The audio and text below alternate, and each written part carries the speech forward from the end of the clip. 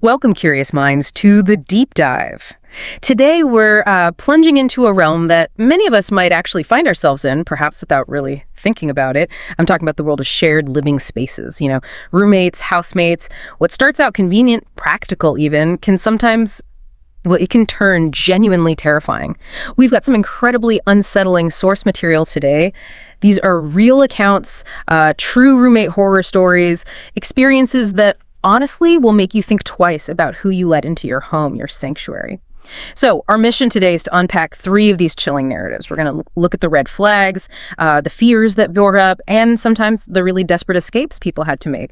It's a journey into those hidden dangers that can lurk behind a simple, room for rent ad. It really is. And what's fascinating, or maybe disturbing, is how quickly that sense of security, your privacy, can just evaporate. When you're sharing a home with someone whose true nature is hidden, these stories, they really highlight that delicate balance of trust. We often assume it's there, but it's not always earned, is it? Not at all. So settle in. We're about to share some stories that are pretty much guaranteed to make you feel a shiver down your spine. Right. Okay, our first story.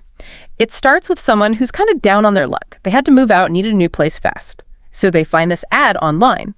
A room listed by a guy named Luke in his 3-bedroom house, and the price, amazing, like $1,200 a month, which for their area was a total steal. But Luke's ad had these ground rules, all in caps. No parties, no big gatherings, no drinking in the living room. And this very specific rule, absolutely no using the basement. Mm-hmm. Already a bit intense, right? Before even meeting. Yeah. And when they met Luke in person, he came across as, reclusive, quiet, kind of awkward, had a nervous voice, even a stutter. He repeated the rules, really emphasizing that the attic and basement were his storage only. Our protagonist, needing a place, shook his hand. Moved in 2 days later, no formal lease, just month to month, off the books. And that right there raises a big question, doesn't it? How much are we willing to overlook just for convenience? Especially when we feel vulnerable, like needing a place now, the lack of a contract, those really strict rules up front. Those are early signs, early indicators that something might be off. You're basically giving up a lot of your rights. And something definitely was off. Our protagonist quickly figures out Luke's claim about not usually being home. Totally false. His car was always there. And then the noises started. Loud sounds, footsteps, doors opening and closing constantly from Luke's room. Often late at night. Disruptive and adds to the unease. Then came the first really unsettling incident. It was about a week in. Around 2 a.m., our protagonist goes to the bathroom, notices the basement door is open, just a crack. So they peek down, see this dim light way in the corner, and hear banging sounds, like definite banging. Okay, that's creepy. Suddenly, the banging stops, and Luke appears at the bottom of the stairs. Looking up, visibly annoyed, our protagonist kind of mumbles an apology, for looking, and Luke just snaps, really angrily, shut the basement door. Wow. Okay, that immediate anger over something he arguably caused by leaving it open. That's a major red flag. It signals this deep need for control, maybe a potential for aggression, and it screams that there's something in that basement he's desperate to hide. Makes the storage excuse seem pretty thin. Totally. So about a week after that incident, the protagonist comes home. Their bedroom door, which they always locked, it's unlocked. Inside, clothes in the dresser have clearly been gone through. The closet door is cracked open. And that horrible realization hits. Luke has a key. He was in their room. That's a huge violation. Your private space. Absolutely. They confronted him. Luke just flat out denied it, claimed the protagonist had the only key, then he just rushed off, ended the conversation. Classic deflection. Maybe even gaslighting, right? Making them doubt the obvious. Yeah. So now, curiosity mixed with real fear. It's building. The protagonist waits until Luke is finally, definitely out of the house. They decide to check the basement. Phone flashlight on, they go down these creaky steps, find this small room, ugly couch, and this funky smell gets worse near this one locked door. The smell, they described it as almost like raw sewage, but worse. Oh, that is deeply concerning. Not just weird, but potentially unsanitary or hiding something really bad. Yeah. Fortunately, or maybe unfortunately, that specific door was locked. They couldn't see what was behind it. The denial about the key, the forbidden basement with that awful smell. It just points to this pattern of manipulation and concealment. It really shows the risk of these informal off-the-books deals where you have zero leverage. Exactly. And then it gets truly terrifying. One morning, protagonist wakes up. It's dark. They hear the floor next to their bed crack, and they turn over, and there's Luke, leaning over the bed, looking right at them. Oh my God, no. They screamed. Luke immediately shushes them and then asks, really creepily if they'd gone into the basement. The protagonist yells, "How did you get in here? I locked the door." And Luke just asks, "Are you sure?" Chilling. Absolutely chilling. The protagonist, terrified but finding some strength, yells back, "Did you come into this room when I wasn't home?" Luke denies it again. Then, as he's walking to the door, he holds up his empty hand in the dark, just holds it up, a totally bizarre, inexplicable gesture. And his last words before leaving their room, "I think you should find other living arrangements." Wow. That's psychological warfare. The invasion while sleeping, the ultimate violation. The weird gesture, the immediate eviction. It's pure power play. This isn't just about renter rules anymore. It's about dominance and instilling fear. You see this when someone controlling feels like their hidden world, whatever's in that basement, is threatened. Unbelievable. So our protagonist packs immediately. Demands half the rent back. They'd only been there 2 weeks. Luke just sticks his arm out of his slightly open door, holding $400 in hundreds. Even giving the money back felt creepy. Within an hour, they were gone, slept in their car that night, then went back to their parents.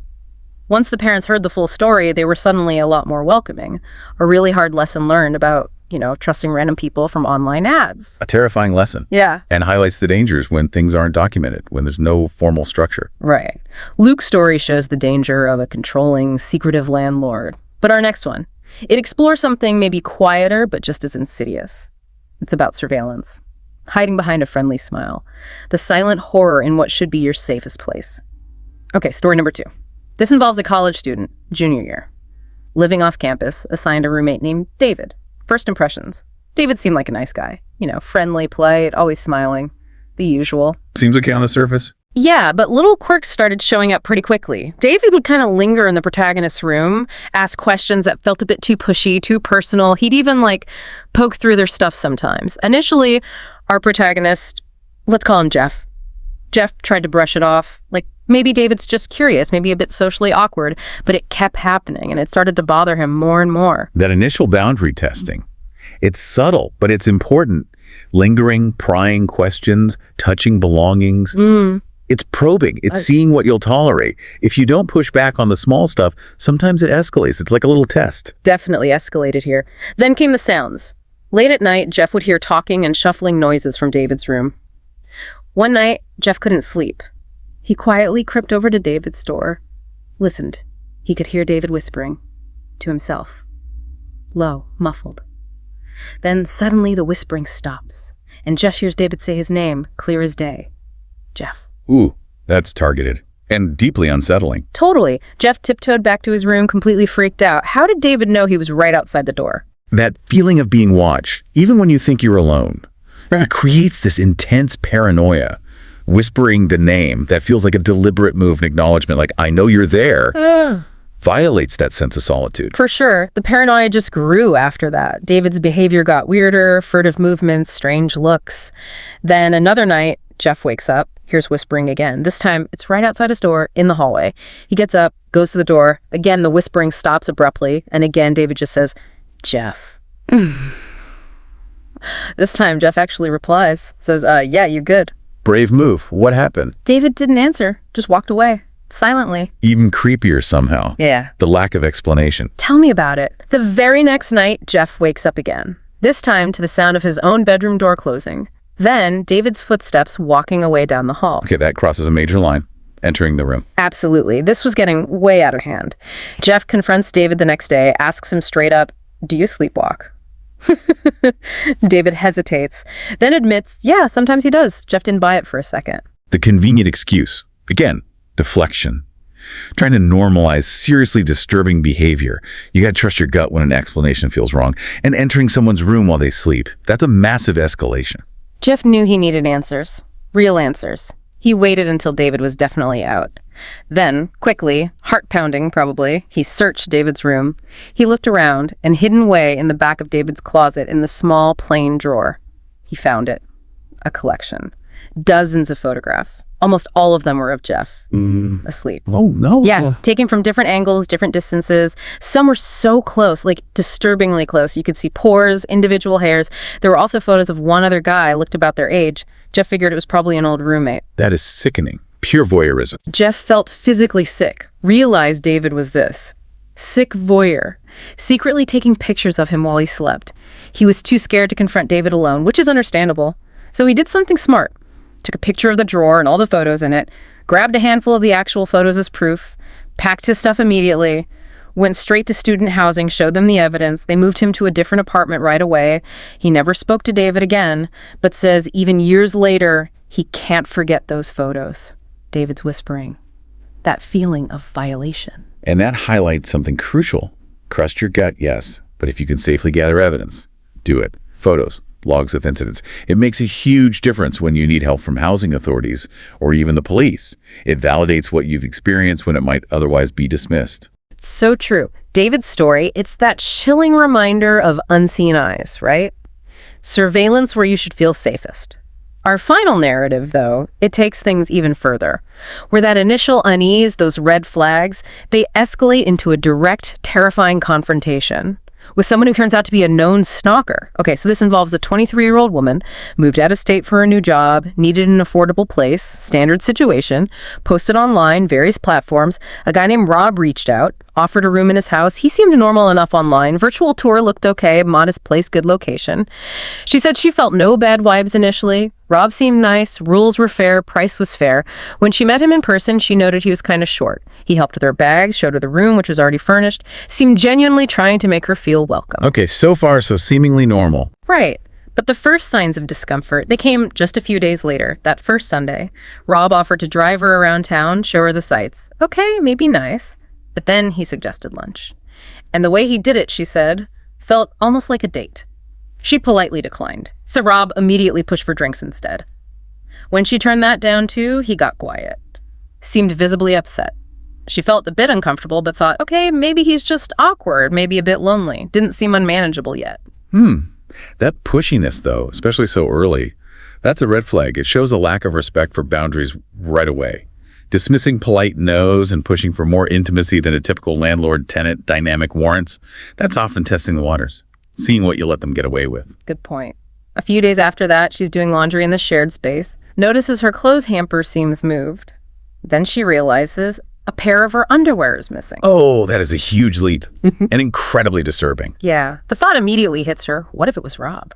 She felt there was no way she could confront him about that, but it made her really wish her bedroom door had a lock. Understandable. That's a violation that feels very personal, very targeted. So she takes action, buys a new doorknob, one with a lock, waits till Rob is out, swaps it herself, plans to tell him later, maybe frame it casually. But that night, 1:30 in the morning, Rob starts banging on her bedroom door, hard, saying her name, clearly angry. He knew immediately. Seems like it. She pretended to be asleep, heart probably racing. The next morning, she gets texts from him, we need to talk, be home after work. And then, that new doorknob comes off today. She tried to explain politely, I'm a girl, just wanted some privacy. But Rob insisted. The old doorknob had to go back on. And the terrifying part is, how did he know so fast? The only explanation, he tried her door, found it locked, and flew into a rage. Absolutely. It's textbook controlling behavior reacting to a loss of access. The missing underwear, the instant discovery of the lock, is not a coincidence. It points to a pattern, surveillance, maybe attempted entry before. And that aggressive reaction to her wanting privacy, that's a massive warning sign. Her safety is directly being threatened by his need for access. Things went downhill fast from there. Really fast. One day, Rob's out. A girl, about the protagonist's age, knocks on the front door. This girl warns her urgently, you need to get out of here immediately.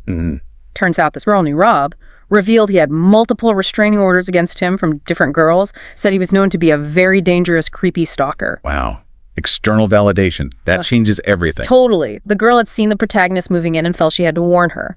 Our protagonist, understandably terrified, starts packing right then. That warning from another victim is so critical. It shifts it from bad feeling or creepy vibe to confirmed danger.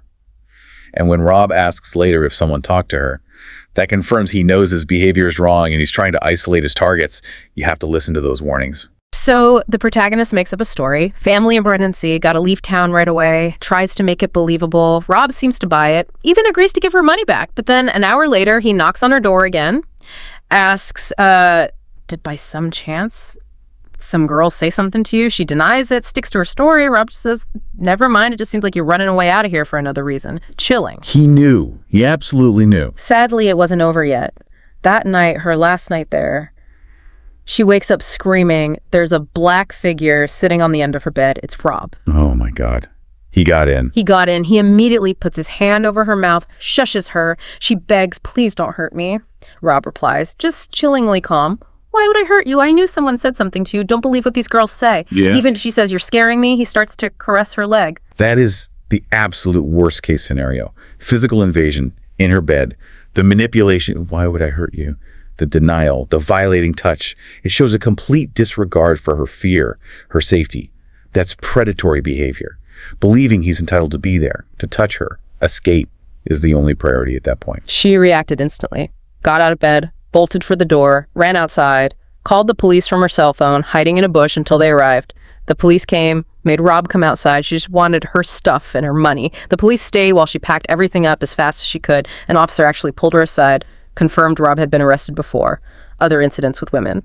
But because Rob denied everything, denied being in the room, denied touching her, it was basically he said, she said, legally very difficult to prosecute without more evidence. And that's the incredibly frustrating reality sometimes. Yeah. Even with police, even with prior incidents, proving these insidious invasions can be so hard. It just underscores why immediate self-preservation, trusting those huge warning signs, and getting out safely is paramount. Your safety comes first. Always. Even over belongings. She went straight to a hotel that night, moved into a new studio apartment the very next day. Her final thought on it all, she will never live with another man unless it's a long-term partner she knows extremely well. Never again with someone she doesn't really know. Can't blame her. What an absolutely harrowing experience. These 3 stories. Wow. From an ad that seemed okay to a silent watcher to a full-blown stalker confrontation, they really just lay bare how vulnerable we can be when we open our homes, our lives, really, to people we barely know. Yeah, the common thread, I think, is that erosion of safety. Sometimes slow, sometimes sudden. And that deep impact of having your trust violated in your own home, it forces you to think about those unseen layers. Yeah. What's going on beneath the surface with someone, and just how fast your security can be completely shattered. It really leaves you with an unsettling question, doesn't it? How do you really know the people you let into your most private space? Something to definitely mull over. We hope this deep dive into these, frankly, terrifying experiences has given you something to think about, maybe some insight or sharper awareness for your own situations. For more deep dives that matter to you, keep listening to The Deep Dive. And for more genuinely bone-chilling true stories, explorations of the darker side of things, make sure you like, share, and subscribe to the Horror Docs channel. We'll be back next time with another deep dive into the unexpected. Stay safe out there.